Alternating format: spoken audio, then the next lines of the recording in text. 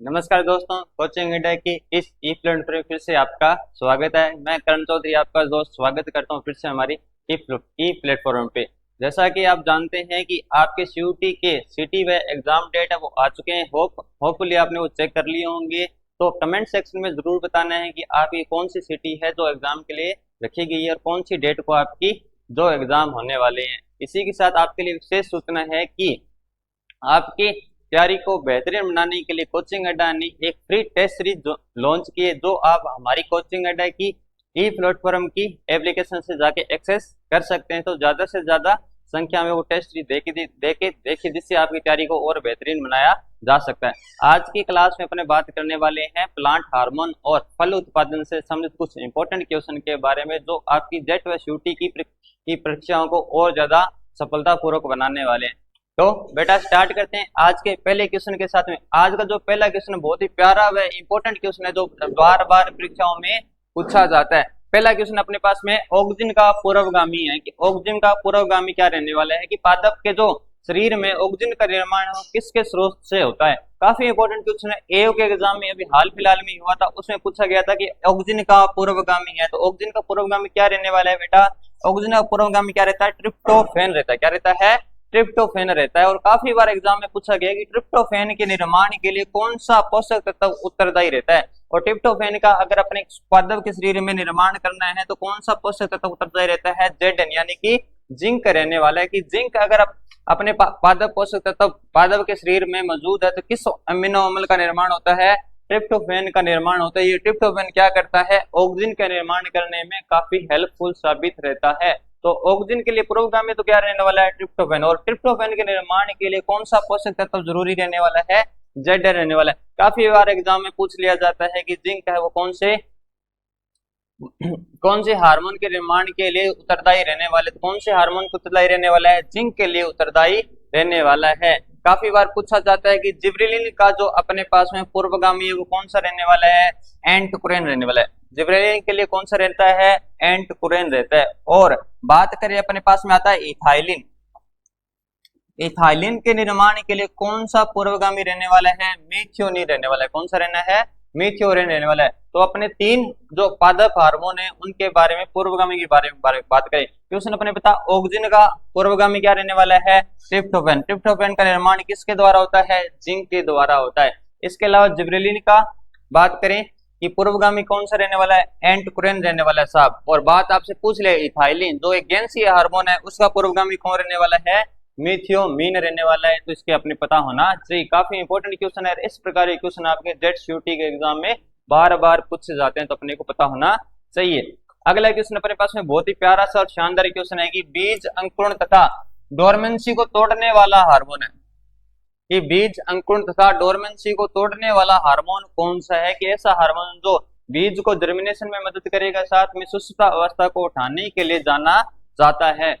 अपने पास में option number क्या है, ऑक्सीजन, दो है इथाइलिन, तीसरा है जिब्रेलिन और चौथा है एबीए। तो इन चारों में से जो सीड डोरमेंसी को तोड़ने का कार्य करेगा, साथ में सीड को जर्मिनेशन के लिए हेल्प साबित होने वाला हार्मोन कौन सा रहता है, जिब्रेलिन रहता है। कौन सा रहेगा, जिब्रेलिन है। GA3 है, ये क्या करता है, सीड डोरमेंसी को तोड़ने का कार्य करेगा। क्या करेगा बेटा, सीड डोरमेंसी को तोड़ने का कार्य, साथ ही अपने को बीज में अंकुरण के लिए हेल्पफुल साबित रहने वाला है। इसके साथ में पूछ ले कि डोरमेंसी को लाने का कार्य कौन करेगा। डोरमेंसी को लाने का कार्य करने वाला हार्मोन कौन सा रहता है, एबीए रहता है। कौन सा रहेगा, एबीए। एबी है जो एबीसिसी कमल है वो डोरमेंसी लाने का कार्य करेगा और तोड़ने का कार्य कौन करेगा, जिब्रेलिन करेगा। तो इन दोनों को एक दूसरे को क्या कहा जाता है, उल्टा कहा जाता है। क्या कहा जाएगा, उल्टा यानी विपरीत कहा जाता है कि एक दूसरे के विपरीत कार्य करें।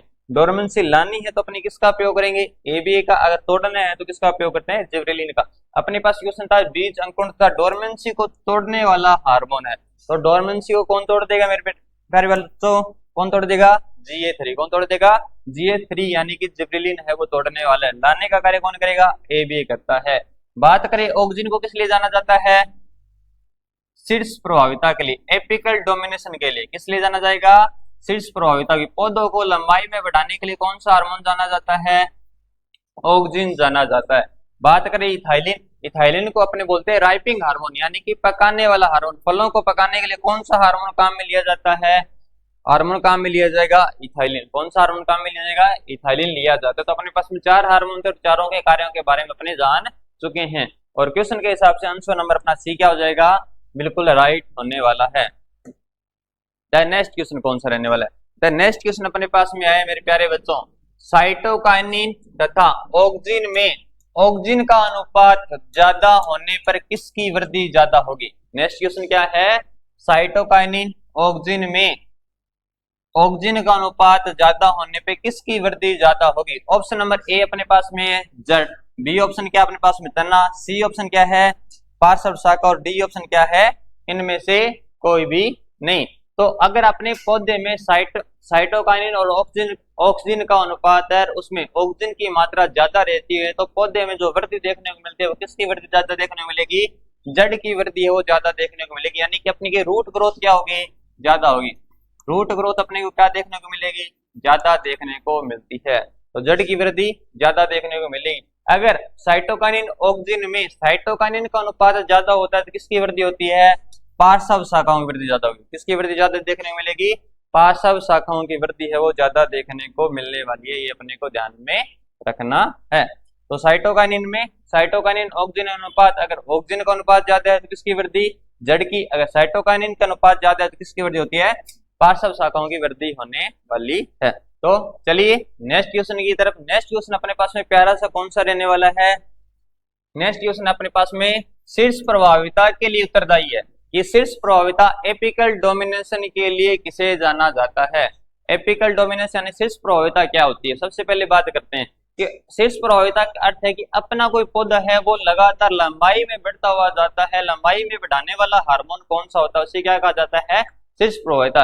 ये अपने पास में कोई प्लांट है वो लगातार शीर्ष की वृद्धि कर रहा है। किसकी वृद्धि कर रहा है? शीर्ष की, अपने ऊपर वाले सिरे की वृद्धि कर रहा है, तो उसे क्या कहा जाता है? शीर्ष प्रभाविता या एपिकल डोमिनेशन। इस क्रिया के लिए, इस एक्शन के लिए कौन से हार्मोन की सबसे ज्यादा आवश्यकता रहने वाली है? उस हार्मोन को कहा जाता है ऑक्सिन हार्मोन। क्या कहा जाता है मेरे प्यारे बच्चों? ऑक्सिन हार्मोन कहा जाता है। ये ऑक्सिन हार्मोन एपिकल डोमिनेशन के लिए यानी कि शीर्ष प्रभाविता के लिए जाना जाता है। पौधे को लंबाई में बढ़ाने के लिए जाना जाता है। इससे पार्श्व शाखाओं की वृद्धि नहीं होती है। पार्श्व शाखाओं की वृद्धि क्या हो जाएगी? रुक जाएगी। केवल शीर्ष जो ऊपरी भाग की लंबाई है वो बढ़ती रहती है। किस हार्मोन के कारण? ऑक्सिन हार्मोन के कारण में रहने वाली है। ये क्वेश्चन कम से कम जेट में 2 से 3 बार पूछा होगा। जेट के एग्जाम में, शूटी एग्जाम में कम से कम 2 से 3 बार पूछा गया है कि शीर्ष प्रभाविता के लिए उत्तरदायी हार्मोन कौन सा रहने वाला है? ऑक्सिन रहने वाला है। और ऑक्सिन का पूर्वगामी भी आपने बात की थी। पूर्वगामी क्या था? ट्रिप्टोफेन था। कौन था? ट्रिप्टोफेन रहने वाला। पूर्वगामी कौन रहने वाला है? ट्रिप्टोफेन। इथाइलिन क्या कार्य करता है? फलों को पकाने का कार्य करेगा। क्या कार्य करेगा? फलों को पकाने का कार्य करने वाला है। बात करते हैं जिब्रेलिन क्या कार्य करता है? जिब्रेलिन है वो आपके फ्रूट साइज को बढ़ाने का कार्य करेगा। अंगूर में बेरी का साइज को बढ़ाने का कार्य करेगा। एमएच हाइड्रोलाइड क्या करेगा? नर बंध्यता उत्पन्न करेगा। क्या करेगा? नर बंध्यता उत्पन्न करने में सहायता करेगा। मेल स्टेरिलिटी को उत्पन्न करने में कौन सहायक रहता है? मैलिक हाइड्रोजाइड है वो सहायक रहता है। तो 4 ऑप्शन थे, चारों के अपने काम जान चुके हैं। ऑक्सिन क्या करेगा? शीर्ष प्रभाविता। इथाइलिन फलों को पकाने का कार्य करेगा। जिब्रेलिन क्या करेगा? बेरी का साइज बढ़ाने में, पौधों को अंकुरण के लिए सहायता करने वाला है और सीड डोरमेंसी को तोड़ने का कार्य करेगा। और मैलिक हाइड्रोजाइड क्या करेगा? नर बंध्यता उत्पन्न करेगा। क्या करेगा? नर बंध्यता उत्पन्न करने के लिए सहायक है वो रहने वाला है। और भी प्यारा से क्वेश्चन जो आपको डायरेक्ट रूप से आपके एग्जाम में देखने को मिल सकता है। मेरे प्यारे बच्चों, अगर आप इस सेशन में बने हुए हो तो जल्दी से जल्दी इस वीडियो को अपने दोस्तों तक, जो लोग सीयूटी व जेट की तैयारी करें उन लोगों तक पहुंचा दीजिए ताकि वो भी अपनी भविष्य की तैयारी को और ज्यादा शानदार बना सके। अगला क्वेश्चन क्या है? नर बंध्यता उत्पन्न करने वाला हार्मोन है। नर बंध्यता यानी कि मेल स्टेरिलिटी को कौन सा हार्मोन है वो सहायता करने वाला है? मेल स्टेरिलिटी के लिए कौन सा हार्मोन जाना जाता है? तो नर बंध्यता उत्पन्न करने का अर्थ क्या है कि अगर एक, जैसे अपने पास में एक पुष्प है और पुष्प में नर व मादा दोनों है, तो नर भाग को हटाने का कार्य कौन करेगा? उसको निष्क्रिय करने का कौन सा हार्मोन है वो कार्य करने वाला है? निष्क्रिय करने के लिए जाना जाता है मैलिक हाइड्रोजाइड। कौन जाना जाएगा? मैलिक एमएच हार्मोन या मैलिक हाइड्रोजाइड जाना जाता है। नर बंध्यता को उत्पन्न करने वाला हार्मोन है। याद कैसे करेंगे? एम फॉर मैलिक और एम फॉर मेल। यानी कि मेल ही क्या है, मेल का दुश्मन है कि एम फॉर मेलिक हाइड्रोजाइड और एम फॉर मेल, यानी कि एम ही क्या है, पुरुष ही पुरुष का दुश्मन है, जो क्या कर देगा उसमें नरबंधता उत्पन्न करने के लिए जाना जाता है। तो नरबंधता के लिए कौन जाना जाएगा, मेलिक हाइड्रोजाइड या एमएच हार्मोन जाना जाता है। एमएच हार्मोन का एक बहुत इंपॉर्टेंट कार्य और भी है, क्या आप जानते हैं कि मेलिक हाइड्रोजाइड को और कहां काम में लिया जाता है मेरे प्यारे बच्चों, मेलिक हाइड्रोजाइड को और काम में कहां लिया जाएगा, मेलिक हाइड्रोजाइड को काम में लिया जाता है प्याज में अंकुरण को रोकने के लिए, प्याज के भंडारण में अंकुरण को रोकने के लिए, प्याज के भंडारण में अंकुरण को रोकने के लिए किस हार्मोन को काम में लिया जाएगा, मेलिक हाइड्रोजाइड को। प्याज के अंकुरण में प्याज के भंडारण में अंकुरण को रोकने के लिए किस हार्मोन को काम में लिया जाता है, मेलिक हाइड्रोजाइड को। जैसे आप जानते हैं कि प्याज के भंडारण में, प्याज के पड़े रहने पर उस पर थोड़े ऐसे ग्रीन ग्रीन पत्तियों का निर्माण हो जाता है, उसमें जर्मिनेशन देखने को मिलता है, और वो किसके कारण देखने को मिलता है, उसको रोकने के लिए कौन सा हार्मोन काम में लिया जाता है, मेलिक हाइड्रोजाइड। और क्या काम में लिया जाएगा, नरबंधता को रोकने के लिए काम में लिया जाता है। तो अपने को ध्यान में रखना है। तो क्वेश्चन के हिसाब से अपना ए नंबर ऑप्शन वो क्या हो जाएगा, बिल्कुल राइट होने वाला है। तो कौन सा काम में लिया जाएगा, मेलिक हाइड्रोजाइड है वो काम में लिया जाता है।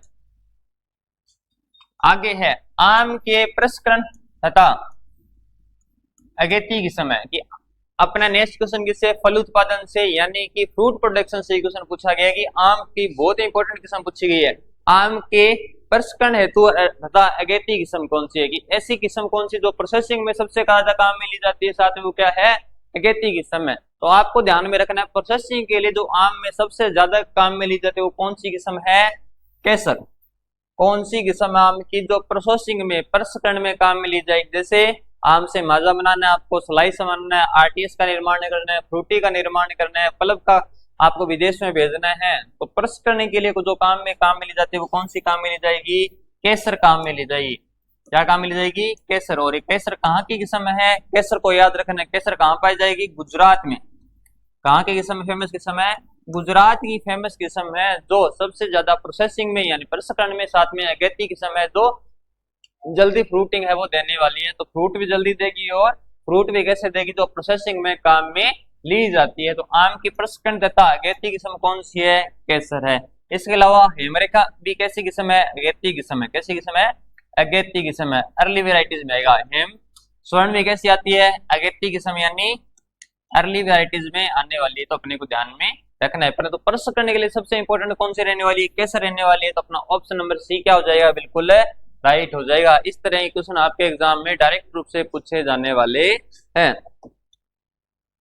अगला क्वेश्चन किसी से पूछा गया है, आम से ही क्वेश्चन पूछा गया कि निम्न का मिलान करो। क्या करना है अपने को, निम्न का मिलान। एक तरफ से दी गई है किस्में, अगेती किस्में, मध्यम किस्में, पिछेती किस्में और बेमौसमी किस्में। एक तरफ आपको किस्मों के नाम दिए गए, दोनों को आपको मिलान करना है। जैसे बात करते हैं कि अगेती किस्में कौन सी, जैसे आपने बात की है अगेती किस्म में कौन कौन सी किस्म आएगी, एक तो केसर, दूसरी कौन सी आएगी, बॉम्बे ग्रीन। कौन कौन सी, केसर तथा बॉम्बे ग्रीन आने वाली है। जैसे केसर को कहाँ की किस्म थी, गुजरात की थी। कहाँ की थी, गुजरात की।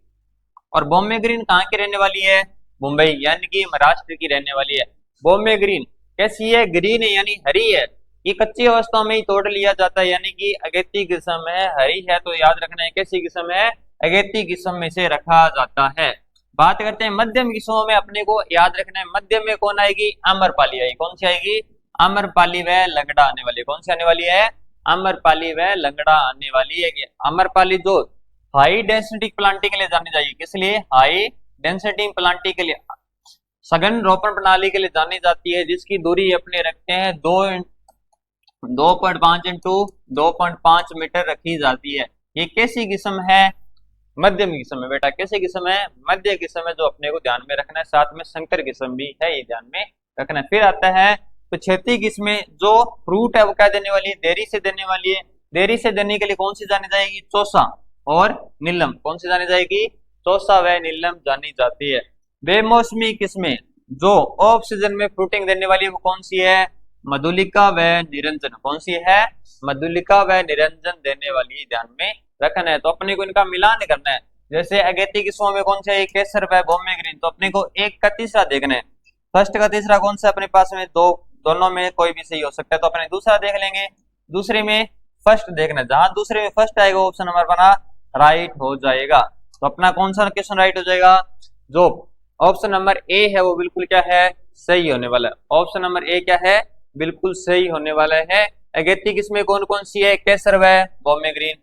मध्यम किस्म में कौन सी है, आम्रपाली व लंगड़ा। पछेती किस्म कौन कौन सी है, छेती किस्मों में आएगी चौसा व नीलम। और बेमौसमी किस्मों में मेरे प्यारे बच्चों कौन सी आती है, मधुलिका और निरंजन। जो ऑफ सीजन में फ्रूट खाए जाते हैं वो कौन कौन सी किस्में हैं, मधुलिका व निरंजन वो रहने वाली है। ऑप्शन नंबर अपना ए बिल्कुल राइट हो जाएगा। अगर बात करें आम की सबसे मीठी किस्म कौन सी है, तो चौसा किस्म को सबसे मीठी किस्म कहा जाएगा। जिसमें कौन सी किस्म है, चौसा किस्म है जो सबसे मीठी किस्म में ली जानी जाती है। बात करें नेक्स्ट क्वेश्चन जो अपने पास में दिया गया है, बहुत ही प्यारा सा क्वेश्चन है, तो हर बार एग्जाम में कहीं ना कहीं जरूर पूछा जाता है कि आम की लिटिल लीफ रोग का किस पोषक तत्व की कमी से होता है। कि आम में एक फिजियोलॉजिकल डिसऑर्डर लगता है, उसका नाम क्या है, लिटिल लीफ। क्या नाम है, लिटिल लीफ रोग है। और ये लिटिल लीफ रोग है वो किस पोषक तत्व की कमी से देखने को मिलता है। बात करें लिटिल लीफ रोग है वो बहुत सारे प्लांट्स में देखने को मिलता है, जैसे अमरूद में देखने को मिलेगा आपको, नींबू वर्गीय प्लांट्स में देखने को मिल सकता है, कपास में देखने को मिलता है, बैंगन में देखने को मिलता है। इन सभी में आपको लिटिल लीफ नामक एक रोग दिखता है। और किस पोषक तत्व की कमी से देखने को मिलता है, वो पोषक तत्व अपने पास में कौन सा रहने वाला है, जिंक रहने वाला है। कि आम में लिटिल लीफ रोग कि उसमें पत्ती का आकार छोटा रह जाएगा, किस रोग के किस पोषक तत्व की कमी के कारण, जिंक की कमी के कारण क्या रह जाता है, उसकी पत्ती का आकार छोटा रह जाता है। इस रोग को क्या कहा जाता है, लिटिल लीफ डिजीज कहा जाता है। और किस पोषक तत्व की कमी से होता है, जिंक की कमी से होता है। और कौन कौन से प्लांट्स में देखने को मिलेगी आपको, आम में, अमरूद में, नींबू में, कपास आदि में लिटिल लीफ रोग है आपको किसकी कमी से, जिंक की कमी से आपको देखने को मिलने वाले हैं। तो अपने को एक साथ इतने सारे रोग याद हो जाएंगे। आम, अमरूद, नींबू व कपास में किस पोषक तत्व से लिटिल लीफ नामक बीमारी लगती है, जिंक की कमी से। किसकी कमी से, जिंक की कमी से लगने वाली है। तो अपने को ध्यान में रखना है। ओके मेरे प्यारे बच्चों, इसके अलावा आम में एक दैहिक विकार लगता है। दैहिक विकार कौन सा लगता है, ब्लैक टिप। कौन सा लगेगा, ब्लैक टिप, जो काफी इंपॉर्टेंट है। ये ब्लैक टिप है किसके कारण लगता है, या काला शीर्ष रोग किसके कारण लगता है, ये रोग लगता है असो तथा सीओ के कारण। कि दो गैसें पाई जाएगी, कौन कौन सी, सीओ व असो। इनके कारण कौन सा रोग देखने को मिलता है, ब्लैक टिप नामक रोग देखने को मिलता है। आम में लिटिल लीफ नामक रोग दिखेगा, वो किसी कमी के कारण दिखेगा, जिंक की कमी से लगता है। इसके अलावा नींबू में एक रोग लगता है डाइवेक रोग, वो किसी कमी से देखने को मिलेगा, अपने को कॉपर की कमी से देखने को मिलने वाला है। तो रोग को अपने को ध्यान में लेते हुए चलना है। तो मेरे प्यारे बच्चों, अगला अपने पास में बहुत ही प्यारा सा क्वेश्चन कौन सा रहने वाला है कि नींबू वर्गीय पादपों में व्यावसायिक प्रवर्धन किसके द्वारा होगा। कि अपने को क्या करना है, नींबू वर्गीय प्लांट्स में एक प्लांट से नया प्लांट तैयार करना है, तो व्यावसायिक प्रवर्धन के लिए कौन सी विधि अपनाई जा सकती है। और व्यावसायिक प्रवर्धन किसको जाना जाएगा, नींबू वर्गीय प्लांट्स में किसके द्वारा किया जाता है, बीज के द्वारा किया जाएगा। किसके द्वारा किया जाता है मेरे प्यारे बच्चों, बीज के द्वारा व्यावसायिक प्रवर्धन किया जाता है नींबू वर्गीय प्लांट्स में। बीज प्रवर्धन आप और किसमें कर सकते हो, पपीता में भी व्यावसायिक प्रवर्धन किसके द्वारा होता है, बीज के द्वारा होता है। फालसा है उसमें भी व्यावसायिक प्रवर्धन किसके द्वारा किया जाएगा मेरे प्यारे बच्चों, बीज के द्वारा किया जाता है। तो अपने को ध्यान में रखना है कि व्यावसायिक प्रवर्धन के लिए जानने वाला नींबू में किसके द्वारा जाना जाएगा, बीज के यानी कि सीड के द्वारा क्या देखने को मिलेगा, व्यावसायिक प्रवर्धन देखने को मिलने वाला है। कौन कौन सी फसलों में मिलेगा, पपीता व फालसा में भी किसके द्वारा, बीज के द्वारा। इसके अलावा नींबू वर्गीय प्लांट्स में आप कौन सी विधि अपना सकते हो, टी कलिकाइन को अपनाया जा सकता है। टी कलिकाइन अपने कहाँ काम में लेते हैं, एक तो मैंड्रीन में यानी संतरा में, और किस में काम मिल जाएगा, माल्टा में काम मिल जाएगा। मैंड्रीन व माल्टा में कौन सा काम मिल जाता है, टी कलिकाइन को काम मिल सकते हैं। नींबू में अपने नींबू वर्गीय प्लांट्स की व्यावसायिक विधि पूछे तो किसको याद रखना है, किसको याद करना है, बीज द्वारा की जाती है। इसके अलावा आप क्या काम में ले सकते हो, एयर लेयरिंग। क्या काम में लोगे, एयर लेयरिंग को काम में लिया जा सकता है। तो अपने को व्यावसायिक मेथड से याद रखना कौन कौन से मेथड है, द बेस्ट मेथड कौन सा रहने वाले है, बीज रहने वाला जो व्यावसायिक मेथड है। इसके अलावा अन्य मेथड कौन से काम में लिए जाएंगे, टी कलिकाइन काम में लिया जाता है, संतरा में और माल्टा में काम में लिया जा सकता है। और एयर लेयरिंग किस में काम में ली जाती है, नींबू वर्गीय प्लांट्स में ही काम में ली जाती है। तो अपने को ध्यान में रखना है। इसके अलावा बात करें सॉफ्टवुड कटिंग है, वो भी बहुत सारे प्लांट्स में काम में ली जा सकती है। अगला है नींबू से इंपॉर्टेंट क्वेश्चन, नींबू की बीज रहित किस्म है। नींबू की किस्मों से क्वेश्चन पूछा जाता है, बहुत बार एग्जाम में क्वेश्चन आता है कि नींबू की सीडलेस वैरायटी कौन सी रहने वाली है। तो नींबू की जो सीडलेस वैरायटी है मेरे प्यारे बच्चों, वो कौन सी रहने वाली है? इसे कहा जाता है चक्करदर। क्या कहा जाएगा? कि चक्करदर में इतने चक्कर है कि उसमें बीज नहीं है। चक्करदर में कितने चक्कर है कि उसमें बीज पाए ही नहीं जाते। तो सीडलेस वैरायटी कौन सी रहने वाली है? चक्करदर। तो अपना ऑप्शन नंबर बी क्या हो जाएगा? बिल्कुल सही रहने वाला है। इसके अलावा नींबू की एक किस्म देखिए प्रवालिन और कागजी नींबू। कागजी नींबू को किस लिए जाना जाता है? ट्री ट्रेजा के रोग का सूचक पौधा है। ट्री ट्रेजा सूचक पौधा है कि इस किस्म में कागजी नींबू में ट्री ट्रेजा रोग है वो बहुत ज्यादा लगता है। और ट्री ट्रेजा रोग किससे द्वारा जनित होता है? वायरस जनित रोग है। कैसा जनित है? वायरस के द्वारा जनित होने वाला रोग है। बहुत बार पूछा जाता है ट्री ट्रेजा रोग है वो किसके द्वारा जनित होता है? वायरस के द्वारा जनित होने वाला है। और इसकी संवेदनशील किस्म कौन सी रहने वाली है? कागजी नींबू। कौन सी किस्म रहने वाली है? कागजी नींबू है। इसकी जो संवेदनशील किस्म रहने वाली, जो सबसे ज्यादा अटैक होता है वो किस पे होगा? कागजी नींबू पे होने वाला है। सीडलेस वैरायटी कौन सी रहने वाली है? चक्करदर रहने वाली है। प्रवालिनी है, ये किस प्रकार की वैरायटी है? ये ट्रिजटा रोग के सहनशील वैरायटी है कि इस पे इसका असर कम देखने को मिलता है। और रेड माल्टा किसकी वैरायटी है? माल्टा की एक फेमस वैरायटी है। क्या है? रेड माल्टा, रेड ब्लेड माल्टा, वो किसकी वैरायटी है? माल्टा की एक फेमस वैरायटी रहने वाली है। तो आपको नींबू वर्गीय जो फसल है उनसे कुछ संबंधित कुछ खास वैरायटियां बताई गई, जैसे नींबू की वैरायटी कौन सी है? प्रवालिनी और चक्करदर। जो कैसी किस्म? चक्करदर इसमें से बीज रहित किस्म है। कैसी किस्म है? बीज रहित, यानी कि सीडलेस वैरायटी है। कैसी वैरायटी मेरे प्यारे बच्चों? Seedless variety. इसके अलावा कागजी नींबू भी किसकी वैरायटी है? नींबू की वैरायटी है।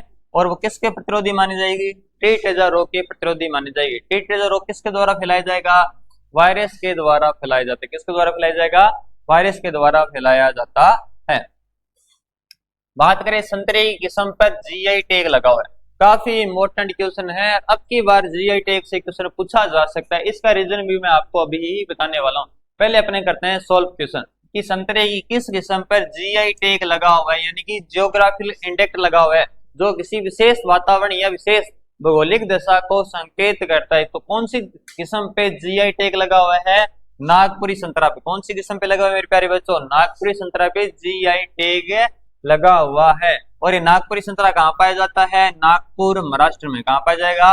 नागपुर महाराष्ट्र में पाया जाता है। कहाँ पाया जाता है? नागपुर महाराष्ट्र में पाया जाएगा नागपुरी संतरा। और उस भौगोलिक दिशा में क्या दिया गया है? उसे जीआई टैग दिया गया है कि वहां के जो संतरे हैं वो पूरी दुनिया भर में, पूरे विश्व में फेमस है, इसलिए दिया जाता है। परंतु हाल ही में राजस्थान की एक जो वृक्ष है उसको जीआई टैग दिया गया है, फली को जीआई टैग दिया गया है। क्या आप जानते हो किसको जीआई टैग दिया गया है? राजस्थान में एक फल वृक्ष, जो बात करें फसल है, उस पर जीआई टैग दिया गया है, वो है खेजड़ी की सोंगरी पे या सांगरी पे। खेजड़ी की जो सांगरी है उस पे क्या दिया गया है? जीआई टैग दिया गया है। राजस्थान में कुल कितने जीआई टैग दिए गए हैं कृषि के क्षेत्र में? तो 17 जीआई टैग दिए गए हैं। कितने दिए गए हैं? 17। तो आपसे पूछा जाएगा हाल ही में दिया गया 17वां जीआई टैग किसे दिया गया? तो किसे दिया गया है? सांगरी को। खेजड़ी को जो सांगरी अपनी फलियां प्राप्त करते हैं उसे क्या दिया गया है? जीआई टैग दिया गया है। क्या आप मुझे बता सकते हो 16वां जीआई टैग किसे दिया गया था? सोजत की जो मेहंदी है, सोजत की मेहंदी को क्या दिया गया है? 16वां जीआई टैग दिया गया था। 16वां जीआई टैग किस पे था? सोजत पाली की जो मेहंदी है उसको दिया गया था। 17वां जीआई टैग किसे दिया गया है? सांगरी को दिया गया है। खेजड़ी से जो फलियां प्राप्त होती है उसे दिया गया है। सांगरी की खेती मुख्यतः कहाँ की जाती है? मुख्यतः जोधपुर, जैसलमेर और बीकानेर के क्षेत्र में की जाती है। भारत में लगभग 600 से भी अधिक उत्पादों पे जीआई टैग दिया गया है, जिसमें से 200 अपने जीआई टैग किसे दिए गए हैं? कृषि से संबंधित। किसे दिए गए हैं? कृषि से संबंधित उत्पादों पे है दिए गए हैं। तो ये कृषि के लिए एक बहुत बड़ी बात है कि ये भौगोलिक संकेतों को दर्शाते हैं। अपने पास में क्वेश्चन संतरे किस्म का जीआई टैग लगा हुआ है, नागपुरी संतरे पे लगा हुआ है। किस पे लगा हुआ है? नागपुरी संतरे पे लगा हुआ है। और 17वां जीआई टैग राजस्थान में किसे दिए गए? सांगरी को। 16वां जीआई टैग किस पे था? सोजत मेहंदी पे था। किस पे था? सोजत पाली की मेहंदी पे दिया हुआ था। अगला प्यारा से क्वेश्चन क्या अपने पास में? अगला प्यारा से क्वेश्चन है कि निम्न वर्गीय पादपों में डाइबैक रोग किस पोषक तत्व की कमी से देखने को मिलता है?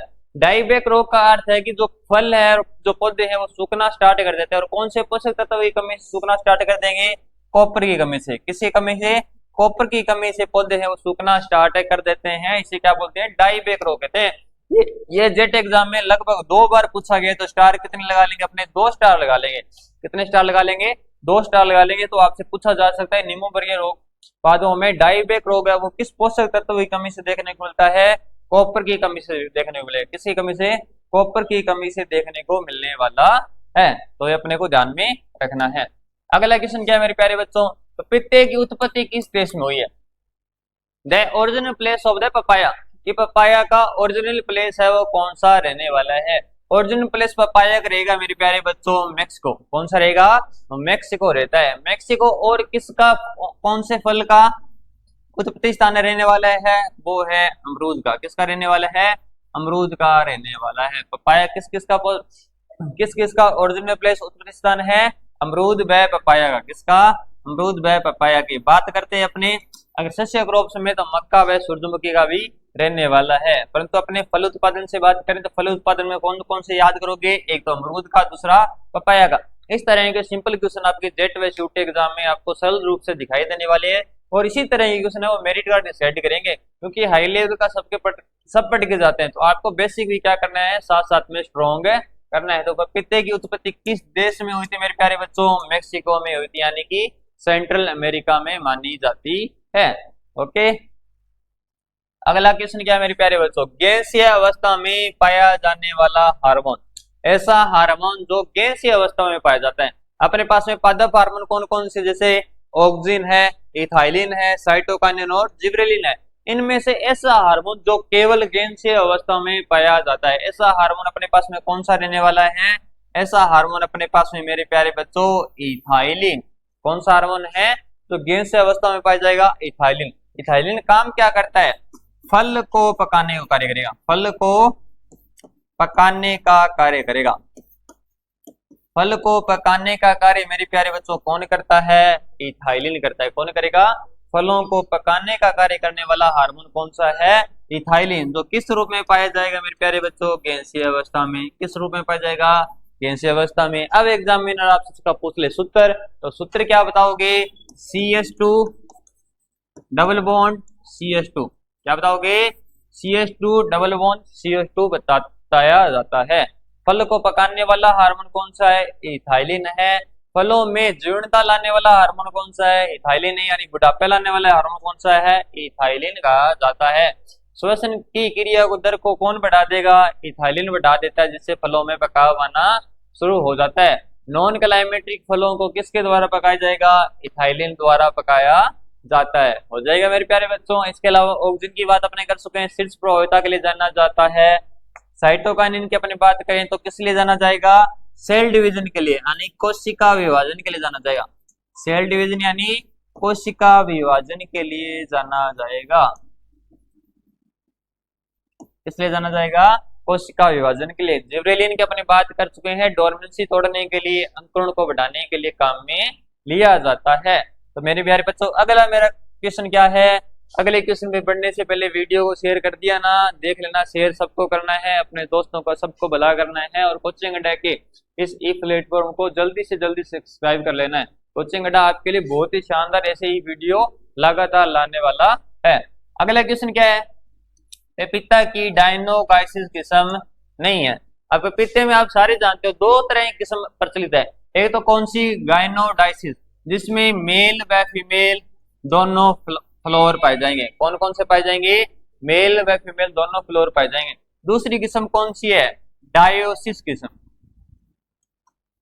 कौन सी है? डायोसिस किस्म। डायोसिस किस्म में मेल अलग पाया जाएगा और फीमेल क्या पाई जाएगी? अलग अलग पौधों में पाए जाएंगे। ऐसे पौधे जिनमें मेल फीमेल एक ही पुष्प में पाए जाएंगे वो कौन सी किस्म कहलाती है? गायनोडाइसिस। और डायोसिस किस्म कौन सी? इसमें मेल फीमेल क्या पाए जाएंगे? अलग अलग दोनों में क्या और की लड़ाई और की होगी, वो क्या कहलाती है? डायोसिस, यानी कि वो एक लिंगी कहलाती है। अब एक लिंगी किस्म निम्न में से कौन सी रहने वाली है? ऑप्शन नंबर कौन सा अपने ए नंबर है पुस्सा नन्ना, दूसरा कौन सी है पुस्सा मजेस्टी, तीसरी क्रुग हनीड्यू और चौथी कौन सी है ताइवान रहने वाली है। तो इनमें से डायोसिस किस्म की बात करें तो मेरे प्यारे बच्चों कौन सी रहने वाली है? पुस्सा नन्ना रहने वाली है। कौन सी रहने वाली है? पुस्सा नन्ना है वो डायोसिस किस्म, यानी कि मेल फीमेल क्या पाए जाएंगे? अलग अलग पाए जाएंगे। दोनों में क्या हो रखी है? लड़ाई हो रखी है, ये ध्यान में रखना है। पुस्सा नन्ना की और क्या विशेष बात है? संकर किस्म है। क्या है? संकर किस्म है। और किस लिए जाना जाता है?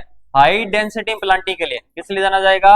हाई डेंसिटी प्लांटिंग के लिए। जैसे पपीते में अपने पौधे से पौधे की दूरी कितनी रखते हैं? 3x3 रखी जाती है, परंतु पुस्सा नन्ना में कितनी रखी जाएगी? 1.25 मीटर, 1.25 मीटर ही रखी जाती है, तो ध्यान में रखना है। साथ में क्या है? ड्वार्फ वैरायटी है। तो पुस्सा नन्ना की बहुत सारी विशेषताएं हैं। पहली विशेषता तो क्या है? डायोसिस किस्म है। कैसी किस्म है? डायोसिस किस्म रहने वाली है। दूसरी क्या है? संकर किस्म है। इसी के साथ में हाई डेंसिटी प्लांटिंग है। क्या है? हाई डेंसिटी प्लांटिंग सघन रोपण प्रणाली के लिए जानी जाती है। एक क्या है? 1.25 इंटू 1.25 मीटर रहने वाली है, तो ये ध्यान में रखना है। इसके अलावा पुस्सा मेजेस्टी को किस लिए जाना जाएगा? इससे अपने प्राप्त करते हैं पपेन। सबसे बढ़िया पपेन तो CO5 से, उसके बाद में पुस्सा मेजेस्टी से। क्रुग हनीड्यू कैसी किस्म है? गाइनोडाइसिस किस्म है। और ताइवान में फल कैसे होते हैं? लाल रंग का। गुद्दा कैसा दिखाई देगा? लाल रंग का दिखाई देगा। कैसा दिखाई देगा? आपको लाल रंग का दिखाई देने वाला है। तो अपने पास में ऑप्शन नंबर ए बिल्कुल राइट है। गाइनोडाइसिस किस्म कौन सी नहीं है? पुस्सा नन्ना नहीं है, पुस्सा नन्ना नहीं है। और किस प्रकार की किस्म है? डायोसिस किस्म रहने वाली है। अगला क्वेश्चन क्या है?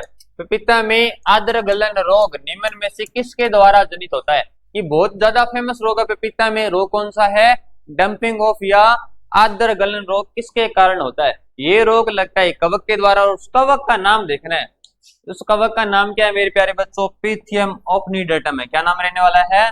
पिथियम ओफनिडेटम के द्वारा कौन सा रोग लग जाता है पपीते में? डंपिंग ऑफ या आद्र गलन रोग। इसे कहा जाता है नर्सरी का आंतक। क्या कहा जाएगा? नर्सरी का रोग कहा जाता है। कि पपीते में नर्सरी में लगने वाला सबसे खतरनाक रोग कौन सा रहने वाला है? पिथियम ओफनिडेटम रहेगा। कौन सा रहेगा? पिथियम ओफनिडेटम है वो रहने वाला है। इसे क्या कहा जाएगा? नर्सरी का रोग भी कहा जाता है, तो अपने को ध्यान में रखना है। तो ये क्वेश्चन काफी बार आता है। डंपिंग ऑफ रोग किसके द्वारा होता है? कवक जनित रोग है। किस में फैलता है? पपीते में। और पपीते का नर्सरी का सबसे खतरनाक रोग कौन सा रहने वाला है? पिथियम ओफनिडेटम रहने वाला है। कौन सा रहने वाला है? पिथियम ओफनिडेटम रोग रहने वाला है। अगला क्वेश्चन पपीते सही के बारे में दिया गया है कि निम्न का सही कथन का चयन करो। कि निम्न दो दिए गए कथन है वो, इनमें कथन कौन कौन से सही है मेरे प्यारे बच्चों? पहला है पपीता डायोसिस प्लांट है या नहीं है? पपीते कैसा पौधा है? एक लिंगी प्लांट है। कैसा है? एक लिंगी है। तो अपने पास में बिल्कुल क्या हो जाएगा? राइट हो जाएगा। कथन एक क्या है? बिल्कुल सही है। पपीते का पीला रंग किसके कारण होगा? केरिका जैंथिका के द्वारा होता है। ये सुनो, पीला रंग किसके द्वारा होता है? केरिका जैंथिर बढ़ने के कारण देखने को मिलता है। लाल रंग किसके द्वारा होता है? लाइकोपिन के कारण। किसके द्वारा होता है? लाइकोपिन के कारण। पपीते में नर व मादा अनुपात 1:9 होता है। तो क्या तीनों कथन अपने पास में सही है? पहला कथन पपीता डायोसिस प्लांट से, हाँ जी साहब बिल्कुल डायोसिस प्लांट है। पीला रंग किसके द्वारा? केरिका पपाया के द्वारा, बिल्कुल होता है। पपीता में नर व मादा का अनुपात अब कितना रखा जाता है? 1:9 रखा जाता है। तो ये भी बिल्कुल सही बात है। तो अपने पास में दी गई तीनों कथन सही है, तो ऑप्शन नंबर डी क्या हो जाएगा? बिल्कुल राइट हो जाएगा कि दिए गए 1, 2 व तीनों कथन क्या है? बिल्कुल सही होने वाले हैं। आजकल सीयूटी में पैटर्न पकड़ रखा है, या तो वो आपको देगा निम्न में से मिलान कीजिए, या बोलेगा निम्न में से सही कथन का चुनाव करो। इस तरह के क्वेश्चन आपको देखने को प्यारे प्यारे क्वेश्चन मिल सकते हैं। इसलिए आपको स्टडी हो बिल्कुल बेसिक से लेके एडवांस तक करनी ही होगी। ये आपको एक बुक के सहारे से या इधर उधर से पढ़ के जाओगे तो वो आपका एग्जाम क्लियर नहीं होने वाला। आपको हर एक शब्द का मीन पता होगा, तभी आपको आपका एग्जाम क्लियर हो सकता है। अगला क्वेश्चन बहुत ही प्यारा क्वेश्चन। नींबू वर्गीय पादपों में फूल झड़ने से रोकने के लिए किस हार्मोन का उपयोग किया जाएगा? किस हार्मोन का उपयोग किया जाता है फूलों को झड़ने के रोकने? अगले को फूल से झड़ने के रोकने के लिए उपयोग किया जाता है, वो कौन सा किया जाता है? NaA ना नैप्थेलिक एसिटिक एसिड का उपयोग किया जाता है।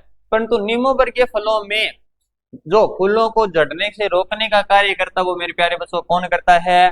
2,4-D करेगा। कौन करेगा? 2,4-D करेगा। कौन करने वाला है? 2,4-D। कि आपको अगर सामान्यतः पूछा जाता है तो कौन सा हार्मोन काम में लिया जाता है? NAA काम में लिया जाता है, परंतु नेमोवरीय प्लांट्स में स्पेशली कौन सा काम में लिया जाएगा? 2,4-D, 2,4-डाइक्लोरोफिनॉक्सिक एसिड काम में लिया जाता है। तो अपने को ध्यान में रखना है कौन सा काम में लिया जाएगा? 2,4-D काम में लिया जाता है। NAA का भी आप उपयोग कर सकते हो, परंतु अन्य फसलों में, जैसे आप अमरूद में कर सकते हो, आम में, इसके अलावा अनार में, इन सभी में आप फूलों और फलों को झड़ने के लिए किसका उपयोग कर सकते हो? NAA का। पर तो नेमोवर्गीय में किसका यूज किया जाएगा? 2,4-D का यूज में किया जाता है। मात्रा कितनी काम में ली जाती है? 10 ppm से 20 ppm। मात्रा कितनी काम में लेनी है अपने को? 10 ppm से 20 ppm है वो मात्राएं है वो काम में ली जाती है। इसके अलावा अपने IBA क्या काम करता है? IBA को अपने क्या बोलते हैं? Root hormone. क्या कहा जाता है? रूट हार्मोन कहा जाएगा मेरे प्यारों बच्चों। आपसे क्वेश्चन पूछा जाएगा रूट हार्मोन के नाम से किसे जाना जाएगा? IBA, यानी कि जड़ को प्रेरित करने वाला हार्मोन कौन सा है? IBA रहने वाला है। इसके अलावा IAA, इंडोल एसिडिक एसिड रहने वाला है, वो किसका रहने वाला है? जो प्राकृतिक रूप से ऑक्सीजन का रूप रहता है। देन नेक्स्ट क्वेश्चन अपने पास में क्या है? आज का अंतिम क्वेश्चन और नेक्स्ट क्वेश्चन अपने पास में क्या है? पाले के प्रति सबसे संवेदनशील पौधा है कि सबसे अधिक पाला किसे लगेगा? फ्रोस्ट के प्रति बहुत ज्यादा सेंसिटिव पौधा कौन सा रहने वाला है? अपने पास में ऑप्शन नंबर ए कौन सा है? आंवला, 2 नंबर चीकू, 3 नंबर नींबू और 4 नंबर पपीता। तो जल्दी से कमेंट करके बताओ कि निम्न में से कौन सा प्लांट्स आपको लगता है कि इसमें सबसे ज्यादा क्या पाई जाएगी? इसमें सर्दी लगेगी, पाला पड़ने वाला है, फ्रोस्ट की समस्या देखने को मिलती है। तो सबसे ज्यादा जो फ्रोस्ट की समस्या देखने को मिलती है वो किसमें देखने को मिलती है बेटा? पपीता में। किसमें देखने को मिलेगी? पपीता में सबसे ज्यादा फ्रोस्ट की या पाले की समस्या देखने को मिलती है। उसके बाद में किसको देखने मिलेगी आपको? आंवला में। उसके बाद आपको सॉरी नीमोवर्गीय में, और फिर आपको आंवला में दिखाई देने वाली है। तो ध्यान में रखना है। तो पाले के प्रति सबसे ज्यादा संवेदनशील पौधा कौन सा रहने वाला है? पपीता रहने वाला है। और जल निकास के प्रति भी कौन संवेदनशील रहने वाला है? पपीता। अगर इसमें जल निकास की समस्या नहीं की जाती तो कौन सा रोग लग जाता है? डंपिंग ऑफ, यानी कि आद्र गलन रोग हो जाता है, जो एक कवक जनित रोग भी रहता है। तो आज की क्लास में इतना ही। मिलते हैं नए सेशन में एक नए शानदार तरीके के साथ में, कुछ नए क्वेश्चन के साथ में, जो CUT व जेट की परीक्षा में पास करने में काफी आपके लिए हेल्पफुल साबित होने वाला है। तो चलिए आज के लिए इतना ही। धन्यवाद।